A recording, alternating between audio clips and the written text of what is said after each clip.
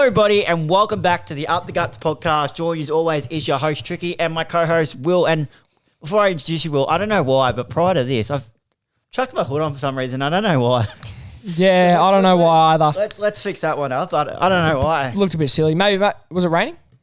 Yeah, just in here, there's a leak in the roof. I'm talking about when you walked down. No, I didn't have it on when I came up here to see you. Oh. That's what I mean.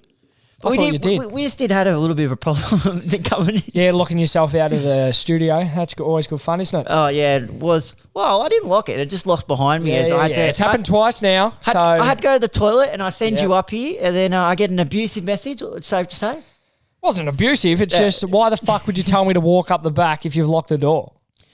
Now called me a spastic and that kind of... I did, but, you know. Like, people are feeling... Warranted. Yeah, it was warranted. And then... Because you've done it twice now. To be fair, when I went and told Dad, I was like, well, where are the spare keys? He goes, I'm sure it's not locked. I'm like, I guarantee you it's locked. Because exactly what I told you, it's not locked. It's locked. I was... Do you have the video up? I sent you a video of me trying to open the door. Did I even view it yet? Nah, don't think so. But, mate, I was trying to open the door. Oh, yeah, I did. I was really trying to open that door. What did you get up to on the weekend, mate?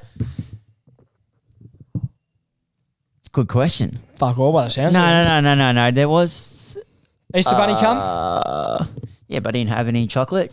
You know, people decide to do challenges. I pushed through.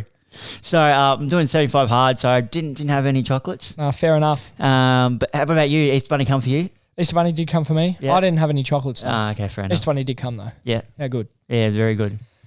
So anyway, mate, what'd you get up to on the weekend? Come on, tell us. Give us something. Saturday, obviously, was the morning beach. That was that. Yep. Always good. Any commentary this week for any football? This week, yes. He's doing the roster now.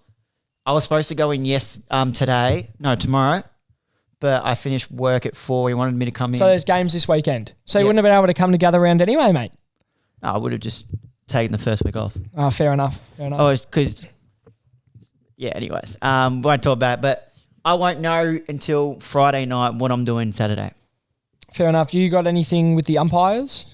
Not that I'm aware of yet. I'm going to... I reckon because they rescheduled my thing and something about they had to redo rosters now. I reckon gather around, throw them around because they'd have to get people probably across, jump over. No, fair enough. Because when I got the email, they said, we have to do some rearrangements in the roster for the next few weeks. So we've had to push the second training shift back. So I just straight away thought, I'll probably gather around. Yeah, fair enough. What, you thought you were going with the... No. I just thought gather around would have had to make them adjust probably. Yeah, probably. You'd assume so. So when do you start the drive? And by the way, we're going to gather around. I'm going to gather around. Woo! I'm coming, right? No. This has been discussed in many weeks. You can't, mate. You got commentary on the weekend. Yeah, but still. Put the career first. I'll start the drive. It was funny. It was but a stitch up at the same time. Bit of stitch up. Yeah.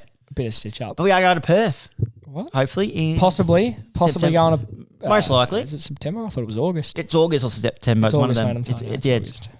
Yeah. It's August. Yeah, no, it is August because UFC comes down under in Perth. Pretty keen for Perth that. are on fire. First elimination champion, WWE, now UFC. Yeah, well, there's nothing else to do there, so it's good to get some events down. Yeah, good call. Good for tourism Perth. Yeah, good call. Good weather down there, though. Yeah, very hot. Very hot. Yeah. Yeah. No, but what were you saying? Gather around. Start the drive on Friday. Get there Friday. Not going for the Thursday night game. No, the only game I'm going to is the Collingwood Hawks one. Oh, so what are you doing down there then? What am I doing? Just going to watch that? Yeah. So you're not going for the gather round experience? What do you mean gather round experience? I'm going to Adelaide Oval on Sunday. For one game? Yeah, and then we'll just go around Adelaide, sit around a few pubs. Open training sessions? You going to go? I don't know if they're going to have one. They normally do, I think. Yeah, but not close to where we're staying. Fair. But, yeah, so leave Friday, come back Monday. Should be good fun. Might see Checkers down there. Possibly. Will Taylor, former guest as well, is down there. Yeah, I thought they were going to the more regional games. No idea. They've got on the bus with Dill Buckley though. So okay. Yeah. Fair enough. They're down there. So who's driving? That's important. Just me and the old man. Jai got out driving. Well, he probably wouldn't need to, would he? It just me and Dad swap shifts. So you're going to do the full 8 straight? It's 8, isn't it? Yeah, it's around 8. Just chop and change. Or 4 2 each. on, 2 off. 2 on, 2 off. Maybe. And then Jai will have the perfect view, just sitting back thinking beers. Yeah, sit in the back seat, mate. Sit in the back seat, living life. Watch the countryside go by. Is there any places that you're planning on stopping off at on the way there? No, never driven to Adelaide, so. No, but like, is there any country towns you got? Because I reckon... I've got no idea. I've never been through any... let us know in the comments, but maybe even country towns or stop at a... Because I know country towns really rate their bakeries. Oh, you got to stop at the country bakery. I reckon you stop at a country town bakery and put it on the story what you think of it. Yeah, I will. Even give it a rating out of 10. We'll touch on it later, but I've in my little segment, I've got a bit of controversy that was brought to my attention. But I reckon a habit that I have. Yeah, even if you stop at country towns, just post on the story where you've stopped at, and if you've tried something, then give it a rating. Yeah, might do. Hopefully, I can get some decent gather round content. Yeah. Hopefully, it's a good game. But I reckon a bakery is a must. You got to. I've heard country bakeries are the way to go. Yeah. We'll try get involved. What would your go-to baked good be? Where was the bakery that we used to go to cricket when we used to play? Upper Beak used to. When we used to play in at the general store there. Yeah, it's a decent bakery. When we used to play, say, in Emerald, we'd stop at the Upper Beak bakery on the way up. Yeah. Quick snack. Oh, yeah. And off you go. But what were you going to say? What's your go-to bakery item? I'm very plain. I'm just a standard beef pie. Fair enough. You're bacon cheese, aren't you? Oh, it depends. So I know you're a bacon cheese Traveller 7-Eleven guy. Ned Kelly. You ever had Ned Kelly pie? If they've got one of those, what's the one they were talking about? I've heard in podcasts, or the floater. I've no clue. Apparently, Adelaide bakeries are different. Are they good? Apparently, they have 24/7 bakeries. Shit, that's hardcore stuff. Yeah, imagine getting slammed on a night out and then go, apparently, they've got like real creative stuff over there in their bakeries, like bakeries, like a jam donut pie or something. Yeah, like. I know there was something called floater. I've heard a couple people mention it now, but might have to give it a try, mate. If I can find one, I'll give it a go. Because I remember they said over there compared over here, chicken shops and bakeries. You come to Melbourne, you don't find them, but apparently that's a big thing in Adelaide. Chicken shops, you find them everywhere. There you go. What, like a charcoal chicken shop? Yeah. There you go. I don't think you find them much, especially in the city, Melbourne. Nah, not really. They're normally integrated into like a fish and chip shop or like a kebab shop. Yeah, but in the city, what about your go-to bakery? Is it just a pie, or are you mixing it up? Nah, pie. Got to be a pie. It depends. Sometimes you have the old steak and mushroom, beef bacon cheese is always a good one. Ned Kelly pie. What's a Ned Kelly pie? It's like, I'm pretty sure it's like egg, like it's like a cracked fried egg. I'll show you a photo. It's like cracked fried egg on top. Beef, onion, bacon. Yeah, looks like this. Oh yeah, it's like that. Actually, looks alright. It's pretty good. Are you a custard tart man or not? I'm not really big on the sweets. Yeah, no. I'm not massive on the sweets. I know I'm not, but Dad sometimes gets a custard tart. I know that. I forget what they're called, but back at school, you used to get. I forget what it's called. It was like an apple, and it had like a bit of icing on the top, and it was just filled with unreal. Like $4, but fuck, it was good. Yeah, apple. I forget what it was. Like a tart thing. Oh, unreal. Anyway, moving on. Getting hungry. Moving on. Do you want to start us off? I think you can start us off, mate. Your team. Are you sure now? Yep, your team. Okay. I'm getting a bit hungry now after that. So round 3, Thursday night, the the grand final rematch. Yep. Brisbane and Collingwood. Collingwood ended up getting up by 20 points. It was actually a decent game. Jeez, Collingwood came out with some pressure. Rayner for the Lions was the only multiple goal scorer of 2. Elliott kicked 4 for the Pies. Hill 3. Mycheck 3. McQuarrie 2. Keep your foot on the table. Chris came on as the sub, as did Lohman came on as the sub. They both kicked goals as subs for their respective teams. Neil was exceptional, I thought, for the Brisbane Lions in the midfield with 35, 20 of them contested, 10 clearances, 8 score enrollments and a goal. Zorko had 30 with 9 intercepts, playing off that half-back line, obviously without Coleman and McKenna down there to help them out. He had to go down to the half-back, was all right. McCluckage had 29 with 7 clearances and a goal, and Dunkley also 26 with 7 clearances and 6 tackles. And talking about half-back line, this guy spent a bit more time down in the half-back. Nick Dacos, he had 30. 7 score enrollment, 650 metres gained. Tom Mitchell in his 200th had 24, 14 contested, 5 clearances, 7 tackles. And Johnny Noble back in the side, it was extraordinary, I thought, off the half-back line, 24 touches at 88% efficiency. One thing I noticed straight away was Collingwood's tackling pressure. Yeah, I caught, what was I doing Thursday night? I went out for dinner.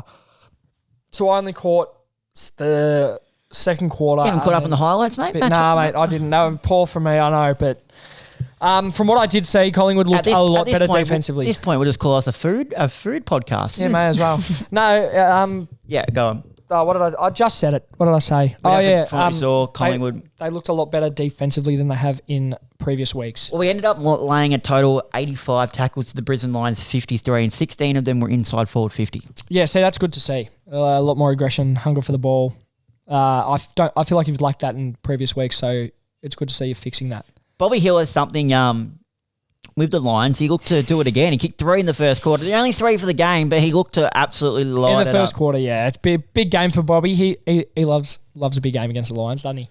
And what do we think of the blonde? What do we think of it? The what? The blonde. I don't like it. You know, no, I didn't know if I liked it either. I don't know if I like it. But, hey, if it makes him play better, play on. What do you think of Brisbane Lions?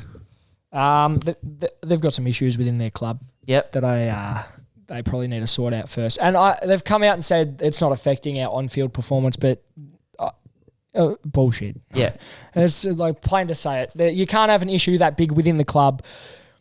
And I heard someone on Triple M or SEN or a radio show like that saying that if you've got a good home life and you're well supported at home, you play good football. Mm-hmm. Where if you've got a lot of stuff going on at home, it affects your performance on the football field. And I think that rings true with the Lions at the moment, especially with the rumours coming out that there's a very big divide within the playing group. You can't have team chemistry without everyone having a decent relationship. So I don't know what your views are on it, but I just think that is probably an issue they need to sort out. It's definitely, I think, affecting them on the field. Yeah. As much as they can say it's not, or is it just an end of an era?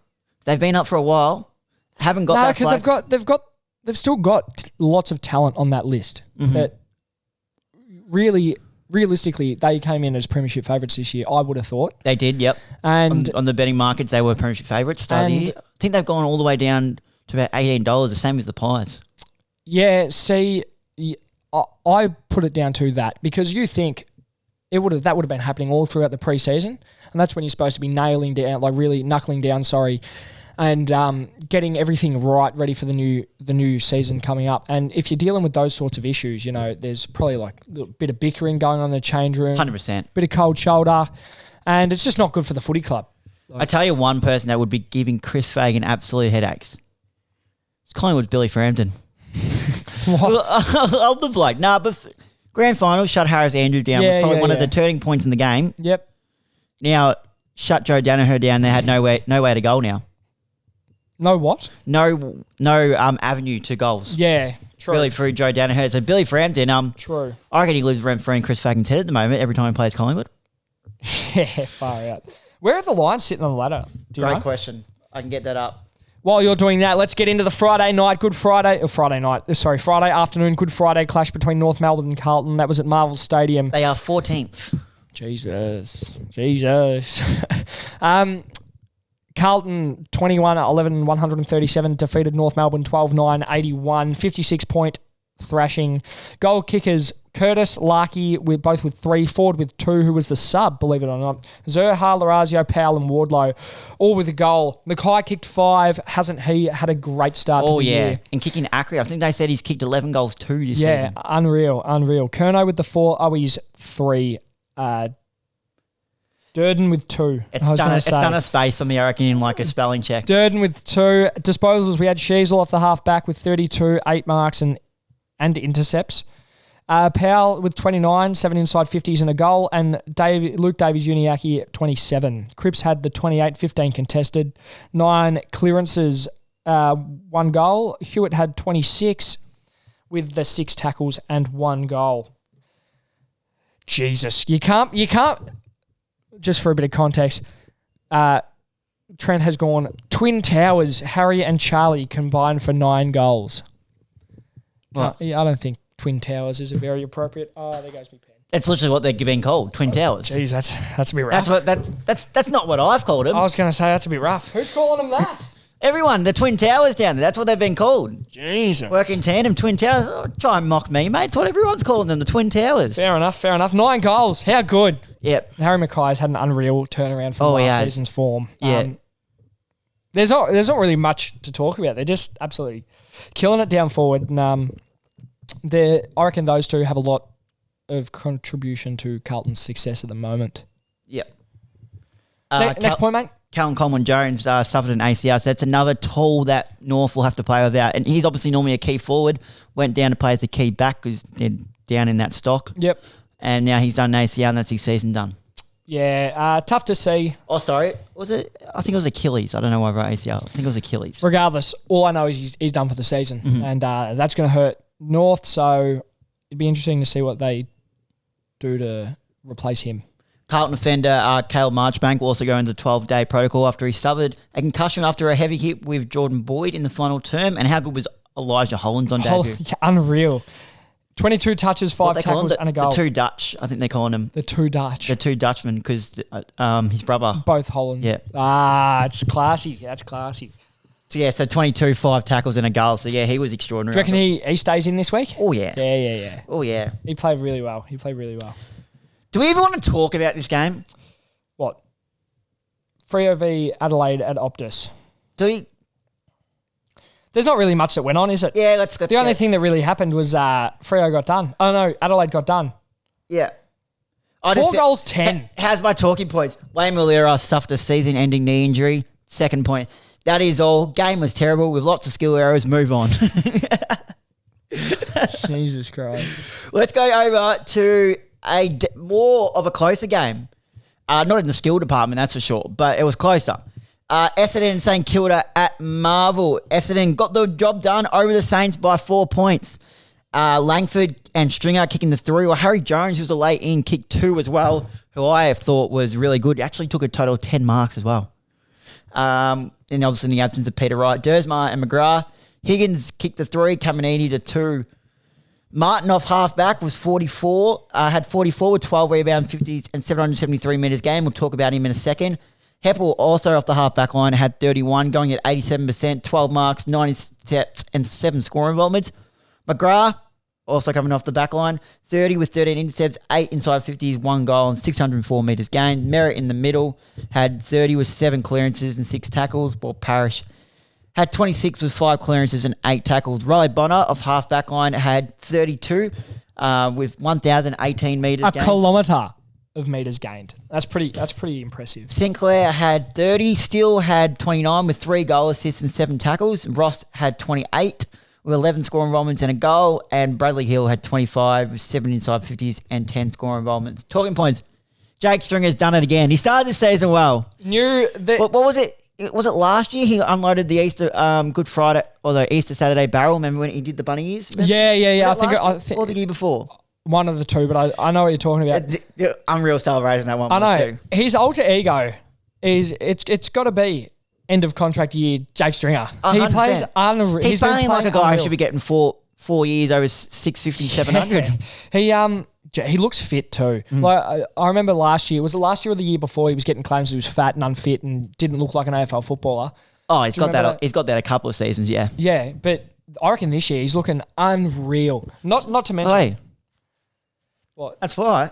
Well, yeah, he needs the cash, but still, he's looking really good. It's good to see because he has a massive impact in that forward line with a lot of other like good forwards. So, and he's having a big impact because is he 30s? Yeah, probably. 31, I think he is. But yeah, unreal. Harrison Jones looks good for the Bombers in the absence of Peter Wright with his 2 goals and 10 marks. Peter Wright got reported, didn't he? Yeah, 4 weeks. Yep, dog. 4 weeks he got. Dog. Jake Stringer, where are you, big fella? He is... Who wants to load? Go to his biography, mate. Go to 29. Oh, I wasn't far off. Yeah, 29 he is. Sign him for 5. Keep him on board. Nick Martin brought his own ball in the back line, but as Ross Lyon says, I don't know if you would agree, was it impactful or was it 44 not junk, but like just it didn't have much impact on the game? Well, and there's another point to discussion as well. I can agree to some extent, if that makes sense, because out of his, but he had 31 kicks, so which sort of it. I had a lot of. I asked a couple of Essendon supporters because I said I didn't want to sound biased, so I asked Essendon supporters. Yep. Okay. And they thought Connor was one, and another one of my mates, Campbell, at gym yesterday. Yep. Didn't notice he even had 44. Wasn't impact at all. Yeah, I don't think they were noticeable touches. Mm-hmm. I think they were more, like your switches. Yeah. And I'll tell you another kick to like uncontested marks sort of stuff. It wasn't game-changing impact. What a lot of his disposals came from too, and it's been a discussion in some media as well. I want to get your thoughts. So now you don't have to kick the ball to play on, you can just run it. Should a kick out be a disposal? Oh, that's a good one. Because Nick Dacos did it too. I'll put my head up and say that, but that's where Nick Martin was taking the kick outs as well. Yeah. Did he take all 13 of them? I don't know if all 13, but I definitely know he took about 8. Yeah. From watching the game. Because I agree with some people saying, no, it shouldn't be, because you're just bringing the ball back in. And if that's the case, you can just run down there and get easy touches. Which I know Nick Dacos done it, because in a Discord chat that I was in one time, they're like, what's your best party trick or pre-game trick, or what's your best party trick in game? He goes, taking kick-outs and getting easy touches. I think they should be counted as disposals. You think? Well, yeah, because you do. All right, let's put it this way. If I kick the ball in and I turn the ball straight over, is that going to count as a turnover? That is true. If I kick the ball in and I kick it, for example, I play for Hawthorn, kick it straight to Peter Wright directly in front, is that going to count as a turnover and a clanger? Am I going to lose Supercoach points because I've just kicked the ball? Or is it just a turnover for the team?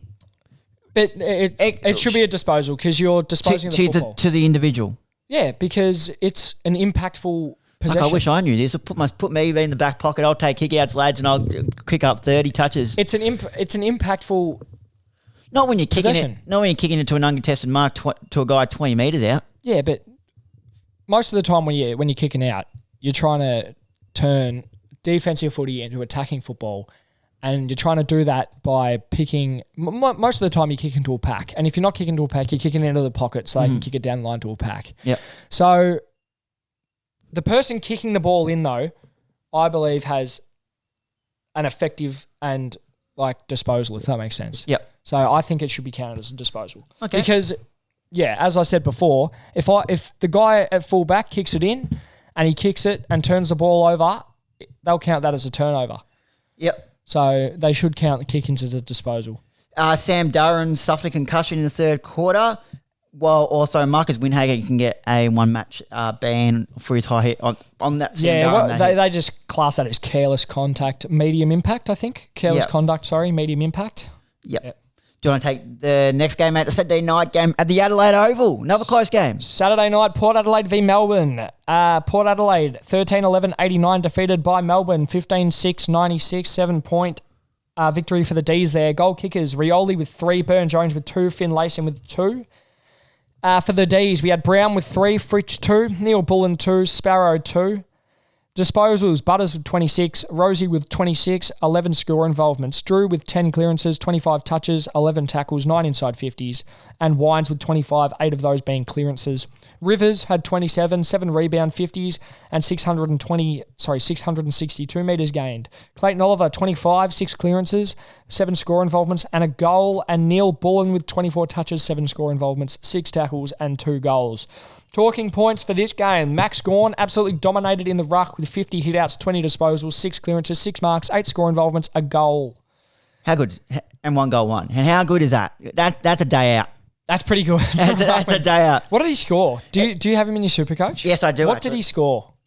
I can pretty sure 170, 180 something. I'll have a look. I think it was the highest scorer for the round. 177 he scored. That's unbelievable. From a big boy getting 50 hit-outs and 20 touches with 6 clearances just by himself is pretty bloody And then impressive. may I add, if when not necessarily in the hit-outs, but his opponent, Ivan Soto, wasn't terrible. Although he only had 24 hit-outs, he also had 16 disposals, 8 clearances, 6 tackles, and 1 goal, 1 himself.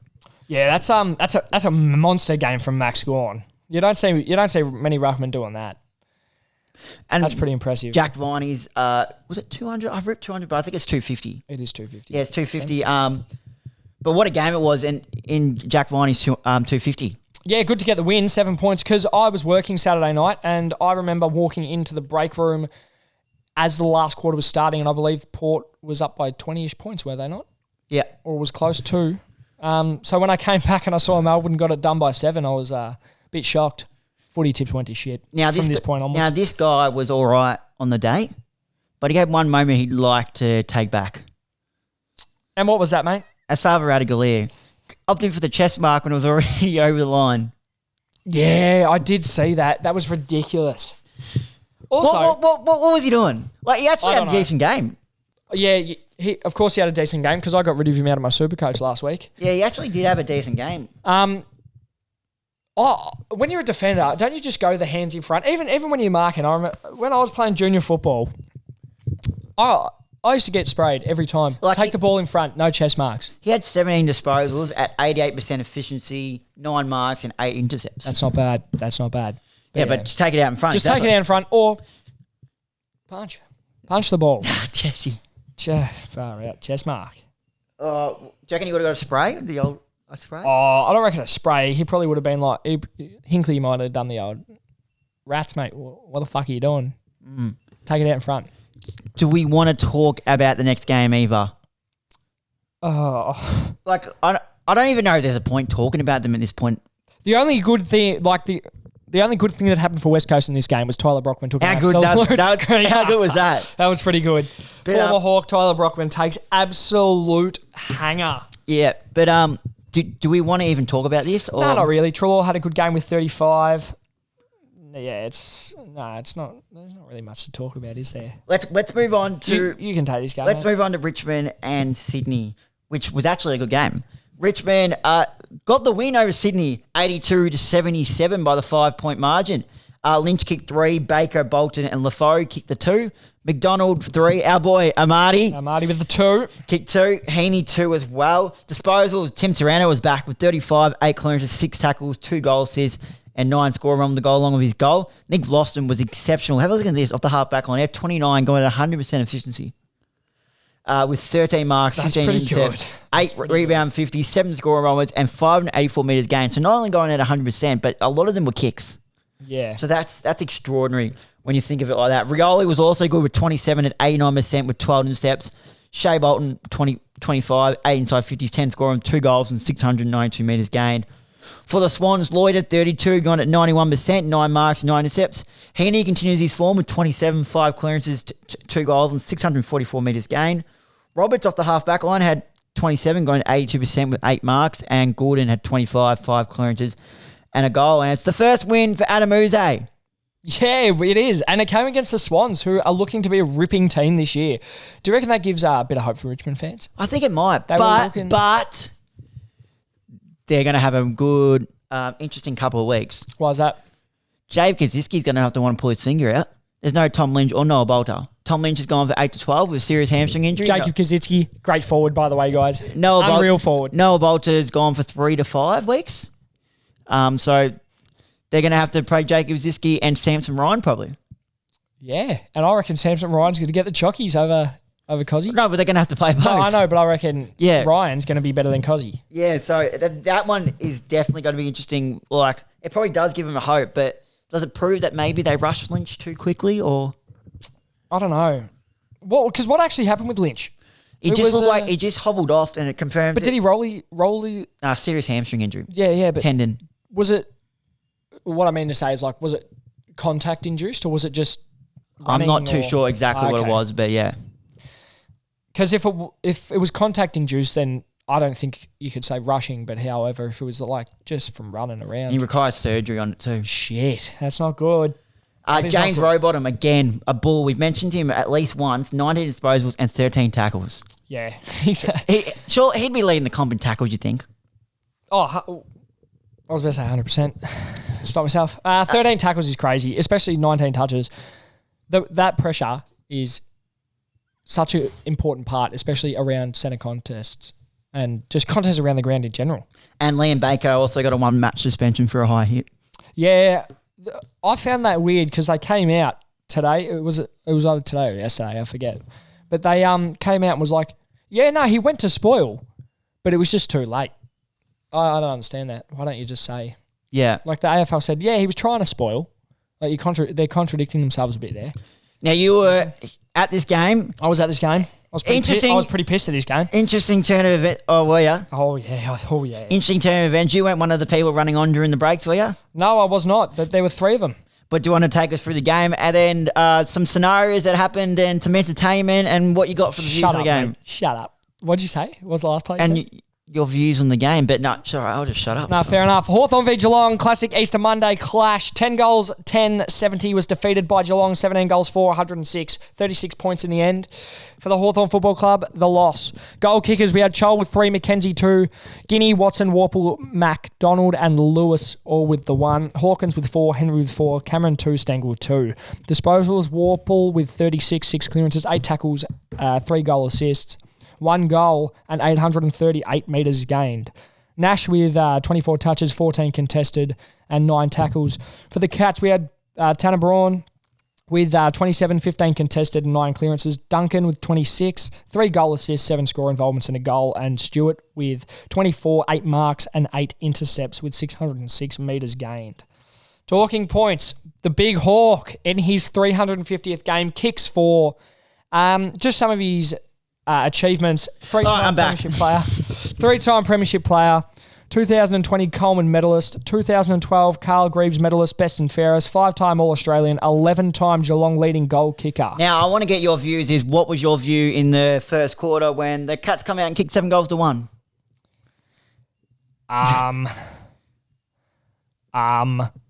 It could have very easily been only 7 goals too. Yeah. Yeah, it wasn't a good start. But I don't think we were doing a lot wrong. Like, they kicked some, like, difficult goals. Oh, yeah, they pulled some out of their ass. Like, Tommy Hawkins kicked one from... Tyson Stengel's one too. And Tyson Stengel's one as well. They were hard goals. So I don't think we did much wrong. Mm-hmm. Very sloppy, though, in our forward, like, forward 50 entries. And, you're still drunk, mate? Yeah, probably. Yeah, we were just sloppy in our forward 50 entries and also using the ball to, just kick a goal. Yep. Next point. What's the next point? Jack Ginnivan and Nick Watson got under the skin of Geelong back 6 in the second quarter, in particular Tom Stewart.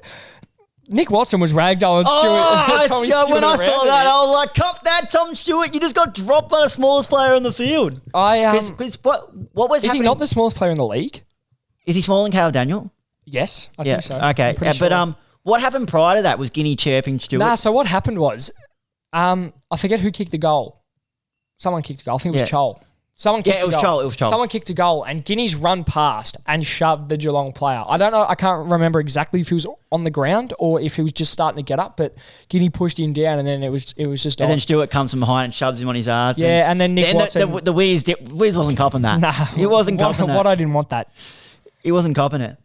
But on Jack Ginnivan, how's the umpiring against him? Is he being umpired wrongly? And what are your thoughts on it? Or has he brought it upon himself? Well, you can't say that. You can't say to a player that, like, you can't adjudicate a player based on their past. Like, I'll admit he does duck in certain instances. Not all the time. But there were two people I get pushing the arm up, someone's arm up, isn't ducking.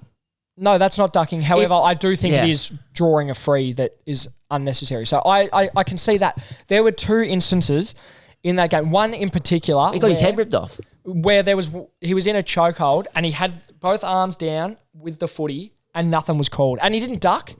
He dropped his knees after, like, he was taken high.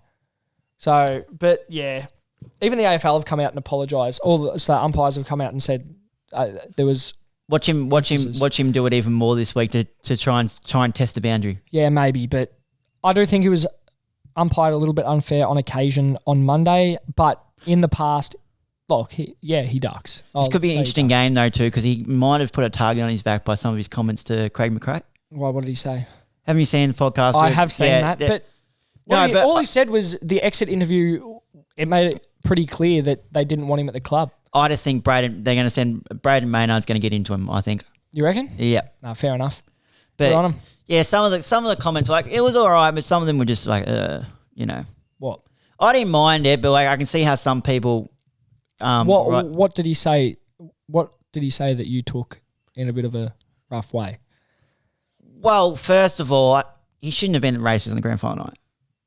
I disagree with that. You shouldn't be at the races in the grand final night. I disagree with that. And if why not? The fact that he didn't see that some people would see that as a problem is weird to me. Of course, some people are not going to like it. But why shouldn't he go to the races on Friday night before the grand final? Because you're hanging around drunk people. That's one, and then they could just cause trouble. Not necessarily. It can just trouble. Alcohol causes trouble all the time, and you don't want to put yourself in that situation prior to a game. Like, I get it, but him not thinking that some people would find it a problem and then feeling like bemused, I thought was a bit weird. I just saw some of the comments were fine. I didn't mind it, but I can see how some people would have been like, eh. So you're saying you're not a fan of him going to the races on the Friday beforehand? Probably not. Well, I find that a bit weird. Not before a grand final. He was in a corporate box, which I'd say when you say people being dickheads, getting drunk and stuff, well, it happens, but I feel like a corporate box is a more business sort of setting. Yeah. 1. 2, he wasn't drinking and he was home before midnight. Yeah. And 3, let a player unwind or prepare for a game however they want. Like Dacos, for example. He watched Cyril Rioli highlights. Yeah. You have other people like might have gone for a run, gone to the beach. Yeah. Let Guinea... No, I'm just saying I can see how people didn't like it. I can also... You just said you didn't like it yourself. I can see how people didn't like it. I didn't like it, the fact that it was prior to a grand final. Any other day, I'm like, I couldn't care less. But if that's how someone wants to prepare, why should it matter if it's on grand final day or round 2? Because it's the grand final. But when you think about it, it's still just a game. So however he wants to Don't you dare ever say that again. How it's just a game of football. No. It's a grand final, but if he wants to prepare in that way, and that's how he feels he can best settle But I think the worst part about it is because he was already on the fringe. That's another thing that pushed it over the edge. I still want him at Collingwood. Don't get me wrong. Like, if it was, I don't know, it made it worse because of the high profile he already had. Fair enough, but... you know what I mean? Look, if someone else, a lesser-known player, went out to the races before grand final day... He wouldn't have been spotted. It wouldn't have been reported. So I don't think it's a massive issue. I don't see the problem behind it. Let a player prepare for a game in whatever way he or she feels like they need to prepare. I mean, if he went out and killed it in the grand final, I would have said, no, fair enough. But anyways, move on. Fair enough. You still won. He still got his medal. He did. Yeah. And he's going to give you boys a bath this week. Oh, I don't know that one. Neither do I, to be honest with you. Yeah. One thing you haven't got written down here was what was Luke Bruce thinking? When? I don't know. When he was running into a open goal with one Cats player around him, decided not to chip it to Mitch Lewis, slipped over and turned the ball over. Tell you what, Mitch Lewis is injured again, but geez, he's out of form. He hasn't started the season well either. He's had his moments. He's kicked a goal. Compared to what he was it last year before he got injured? Yeah, he was like your only reason you guys were staying in games. He was kicking bags of 4 and 6. Yeah. Our forward line's got a very different dynamic. Charles been looking better. Charles looking a lot better than Lewis at the moment. Well, I'd like to argue that the 4 recruits we got this year, 5, if you look at Nick Watson as well, have been some of our best performers. D'Ambrosio, Gun, Chol, Watson, Guinea, all played really well. Yeah, all have been playing really well. Mm-hmm. But yeah, Moving on, mate. You got your team of the week? No, I want to talk about what was your with the Lightning? How bad did the weather get? There was one bolt of lightning during the third quarter. Because I know we got a couple here as well. So there was one bolt of lightning before the third quarter finished. 3/4 time, everyone came out. They were all in position, and then they got told to go back in the rooms because there was adverse weather around near the G. It wasn't over the G. It was pissing down with rain. I'll pay that. But apparently there was some lightning within 10 kilometres of the ground. Yep. That's why they called it off. One thing that surprised me is I was listening to the press conferences after the game. Chris Scott. And Tom Hawkins was just on Tinder during the break, I saw. Yeah, rumour has it he was actually checking his fantasy score. No, he was checking the radar. It wasn't even his phone. No, it wasn't. It was club officials. Yeah. But no, do you know the rules surrounding the Lightning play? They would have you have an hour, and after that, I think they take whatever the score was at halftime. You haven't. From what I read, is they give it an hour, and then they assess. If it's been an hour, they'll assess it. If it's going to get better, they'll wait. If they can write it off, they take the halftime score, whatever times half score. Yeah. But if you, for example, as Chris Scott was saying, they had a hefty lead or a decent lead going into 3/4 time. Yeah. What if they were down at halftime? Yeah. I think that needs to be reassessed. I think it should just be whoever's. It's not very often going to get lightning though, is it? I mean, it's a winter sport. It is, but like, how often have you seen it? Me, I think in person once, but yeah. See, the Adelaide Oval guy got a lifetime ban. Oh, did he? Today. What, from Adelaide Oval or from footy in general? Footy, pretty sure. Or Adelaide Oval. But it just says Adelaide Oval pitch invader gets lifetime ban. It can be put up for review. He can challenge it like in 5 years' time. Oh, stiff. Unlucky, mate. Should have just got 3. Round three. Let's get into the round 3 team of the week. So I was just delaying it because I'm going to put a sound effect in there. But round 3 team of the week. My full back line, let's start off with, we talked about this man before, going at 100% efficiency, Nick Voston. Another person who I thought was really good, and the 2 brothers are going to be in this. I'm going to have Ben Mackay in there at fullback. Hey. I thought he was really good. If we look at some of his stuff here, look at the people I have circled. He had 18 disposals, 9 marks, and 13 intercepts. Luke Ryan will round out the upper back pocket. My half back line, Dyson Heppel.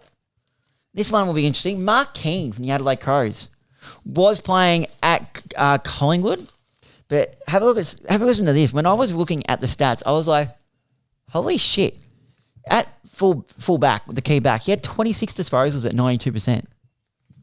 Yeah. With 11 marks and 8 intercepts. So I'm like, you know what? You can get in my team of the week at centre half back. Nick Martin, the half back on the other half back. Now, this guy, was Hawks too quick to get rid of him? Because on my wing, I got Lockie Bramble. How good's he been? Yeah. It'd be good if you played like that for Hawthorn.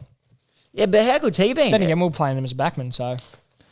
The doggies got him on a wing, do they? A wing and a half back, but I think he's pushed back to half back with Ed Richards out. But on their thing, he's listed as the midfielder. But he had 27 disposals at 89%. Yeah, I've got him in the Supercoach. He's been playing well. In the centre, Lockie Neal and Bailey Williams on the other wing as well. Yeah, nice. Half forward line is Alex Neil-Bullen, Charlie Curnow, and Shea Bolton. My full forward line is Jamie Elliott, Harry Mackay. So the brothers, one at fullback, one at full forward, and Jake Stringer. You had to just get him in there because he won the game as well. My rucks, Maxi Gawn, Tim Taranto, and a Hawthorn, James Warple. Yeah, good. Yep. Good. I was going to say, I reckon he's got 3 votes. My bench, well, he got the medal. What, the Dare to Hope medal? Yeah, is that what it is? Yep. Yeah. For the game. No, but I think he'll get the 3 votes there. Well, normally you'd think if you got the medal. Yeah, but I'm just saying because we lost by 36 points normally. But isn't the medal? Smashed. Isn't the medal? It's not an Easter Monday medal. It's Paul Deere. Yeah. What is it? So the Dare to Hope game. It's for pancreatic cancer. So I thought it was for Hawthorn and Geelong. No, it's to raise awareness. So I think it might be Hawthorn for just the best on for Hawthorn. But it's because it's a. I don't know if it's best on for Hawthorn or not, but that's what the medal was for. My bench, I got Adam Treloar. Yep. Big Tomahawk. Yep. You rolled your eyes there a bit there. Didn't like that? I don't care, mate. He kicked 4 goals. Hayden Young. Yep. I hate that bloke so much right now because I traded him out of my Supercoach team last week and brought That's in how I feel about Radaglia, mate. Nasai Wanganeen-Malira. But he played all right. What are you talking about? nah, but not as good as Hayden Young scored 132 in the end, and Wanganeen-Malira got 95. Lathan Vandermeer from the Bulldogs. Jesus Christ. Yeah, a bit surprised there. I was very impressed with some of his game. Where is he? 23 disposals, 10 marks, 2 goal assists, 8 scoring involvements, and 1 goal one. There you go. That's a pretty good game. And Mitch Duncan was good for the Cats. Okay. Now we've got a new, not a new segment, but we're going to continue with the Amartey Party 22. Now, while I was waiting for Will to arrive here, I was working on something and far out. just going to say, who the fuck let me cook? It's the Amartey Party 22. Come on now.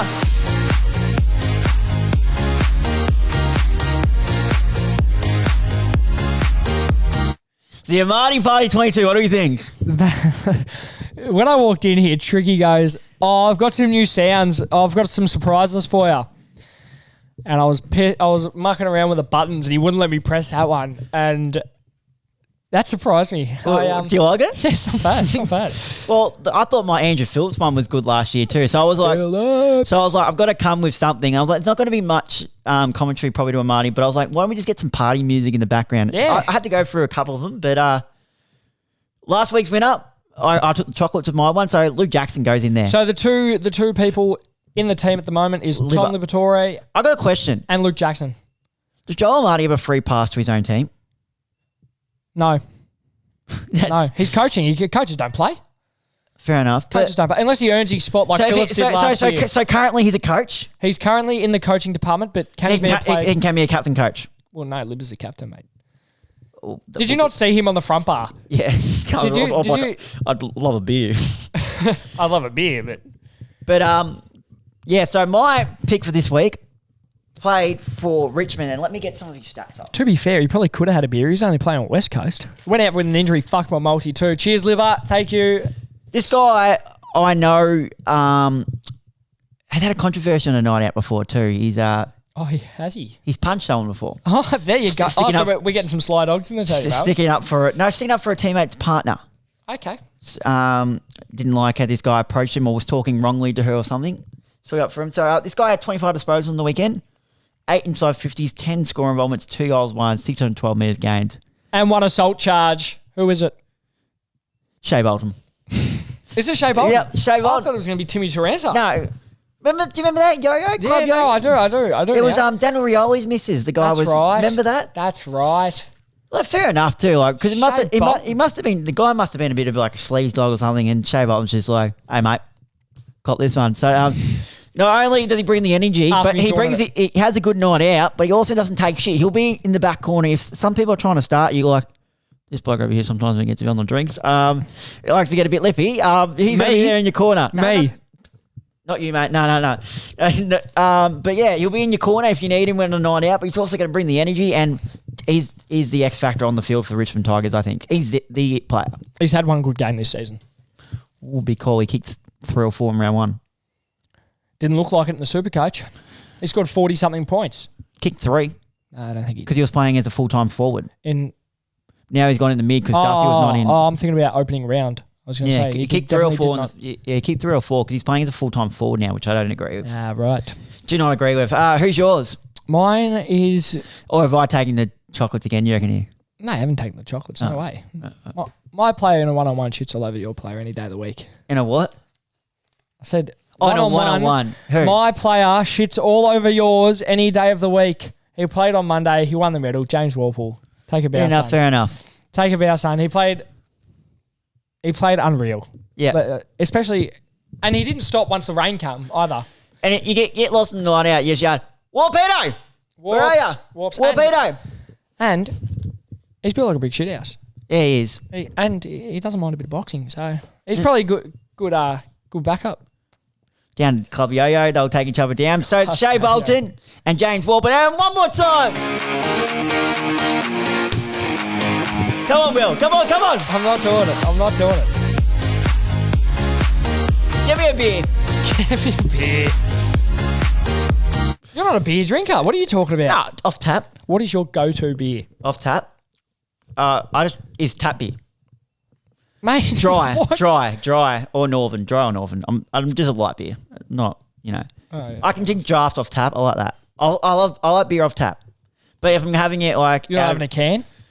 No cans? I don't really like... No cans of courage? No, I don't really like...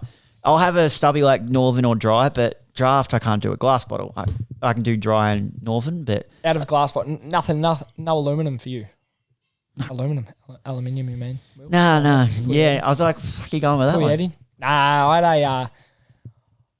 had a... But halfway through 75 hard, guys, so we're halfway through and we won't be long, and I reckon when we're going out, that might be one of our... Have you noticed any... I think that'll be our pre-game song, just... Have you noticed any significant changes? Talk about it. With your... I'm more energized, I reckon, and more like up to do stuff because obviously I've had to keep up to date with my outdoor workouts. And yeah, but we got to play on and not on, and we've also. So it's now time for your segment. Yeah, play on, not on. Play on. You can click it, mate. It's your turn. Play on. That's the sound, guys. It's just a whistle. Play on or not on time. What do we got for me? So. Now, this wasn't from this week. This was in the past, but it reminded me of it this week because I heard there's some people sitting next to us. You got to meet pie at the football. Yep. Sauce More of a hot dog man myself, but... Sauce or no sauce? It's a massive discussion, and I eat my pies with no sauce. So I'm asking, play on? Is that play on or not on? Play on. I don't have sauce. You say play on? Yeah, I don't have sauce. Okay, right on. I don't have sauce in my pie, no. Because I think... Plus, it's too messy. I don't think it's messy. I just don't like it sauce in the pie, to be honest. I just think if it's a good pie, why do you need Exactly. Why do you need sauce? If you need sauce, you need to lift the pie department. Need to lift.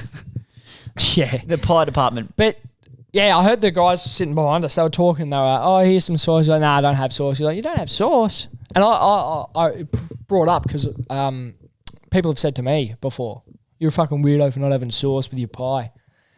But mate, if the pie's good enough, you shouldn't need sauce. So play on or not on? I think play on. I think play on. And that was the only one, wasn't it? That was the only one. And that was your play on or not on. Now. Play on. You know what we should do? Do you want to go for the tips? We should get a play tipping on, competition. Play on. Yeah, I was going to look for that actually, but... The tipping comp. Yeah, how'd everyone go in this round? Rubbish. No one did good? Oh, no, some people did all right. Oh, I just tripped out. It said round 4, 0 out of 8, but that's because we haven't played round 4. Bringing it in to the footy tips. We had the top tipper with 6 tips.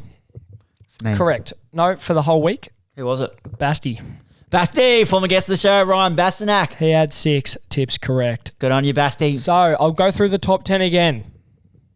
Only the top 10. My mum is first. I would say a name, but it's ESPN fan. I don't know why it's done that. Yeah, I know. Because she has a nickname set, and it just hasn't come through. She had five tips correct this round with 10 margin. She's got a total of 20 tips correct. I had to explain to my mum. She goes, I was like, what'd you do for the margin Thursday night? I don't do the margin. I'm like, you know that matters. In the end, like... It's like percentage. Yeah, and she goes, oh, what do you mean? And then she goes, well, Dad wouldn't do the margin. Dad, what'd you do the margin? Oh, I put it as 15 points. What, do you do the margin? Of course I fucking do the margin. Don't you do the margin, you idiot? Nah. You got to do the margin. He goes, well, that's I won it 1 year on margin. He goes, that's a bit fucking stupid of you. She goes, oh, I didn't know. Jesus Christ. So, yeah, 20 total tips with 49 margin. We have Chris Gleason. He had 4 tips this week, margin of 44, total of 20 tips correct and 81 margin.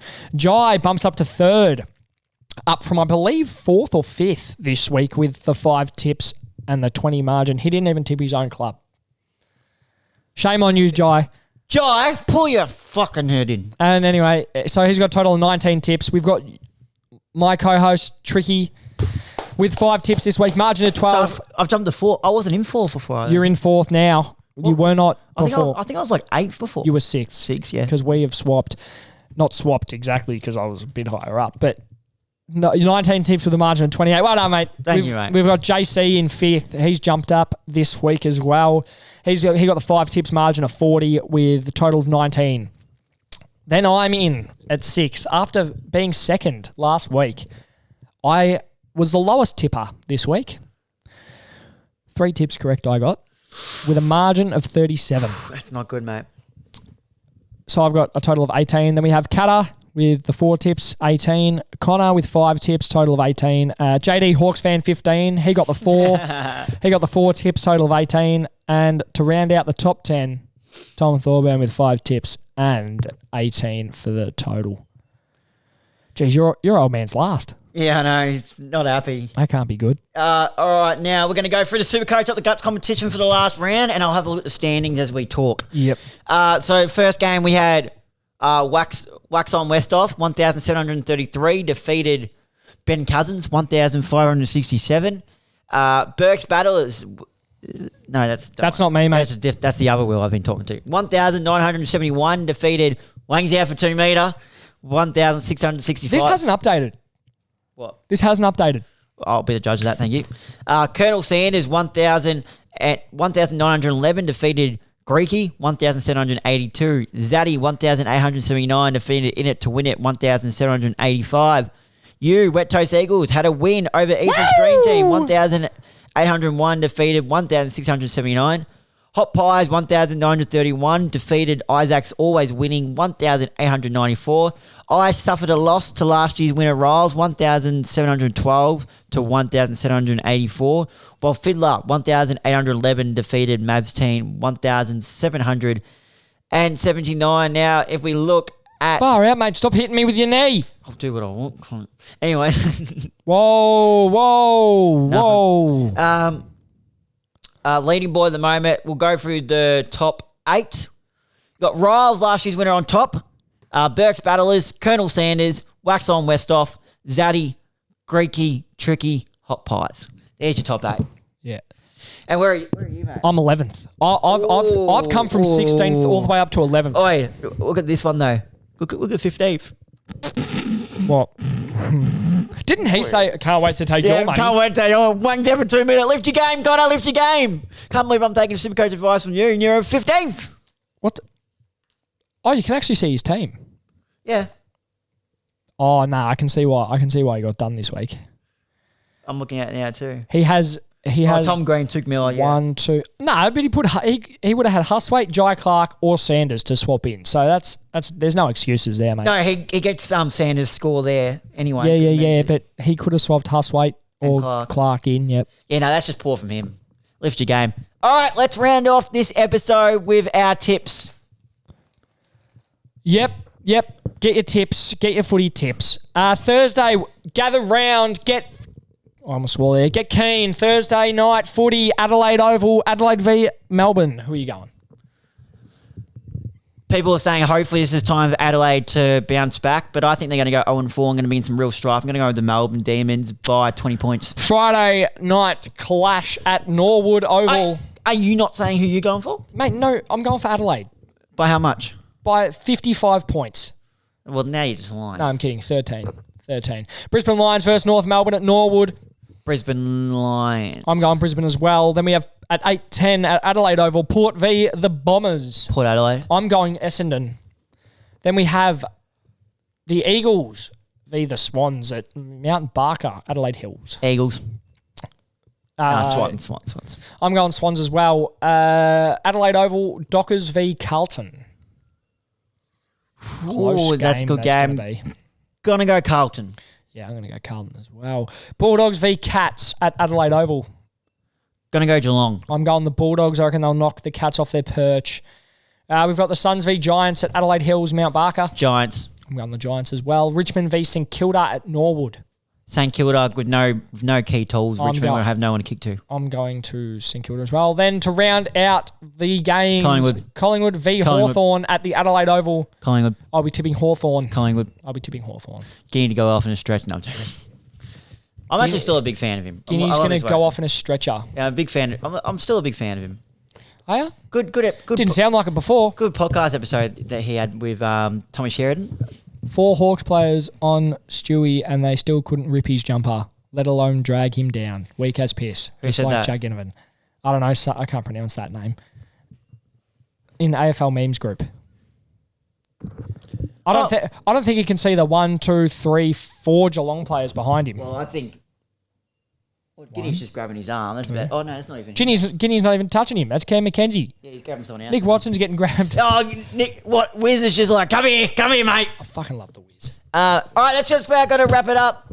So you start your drive to Adelaide On Friday. Yes. Friday. Get keen, boys. We're going to get a bakery review. Yeah, maybe. No, I don't want to hear these maybes. We want a bakery review. Tell you what you are going to get. You're going to get an Adelaide Oval beer review. Beer review, okay. Whether it's from me or Dry, who knows? But Yep. you'll be getting an Adelaide Oval. And we want a bakery review. Maybe. I'll see. No, don't give me the maybe. But anyways. I'll see.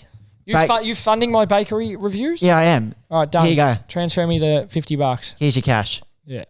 Anyways, that's going to wrap us up. Thank you guys for listening. And make sure to subscribe to us on YouTube and follow us on all streaming platforms, whether that be Spotify, Apple Podcasts. And follow our socials on Facebook, TikTok, and Instagram at @UpTheGuts_.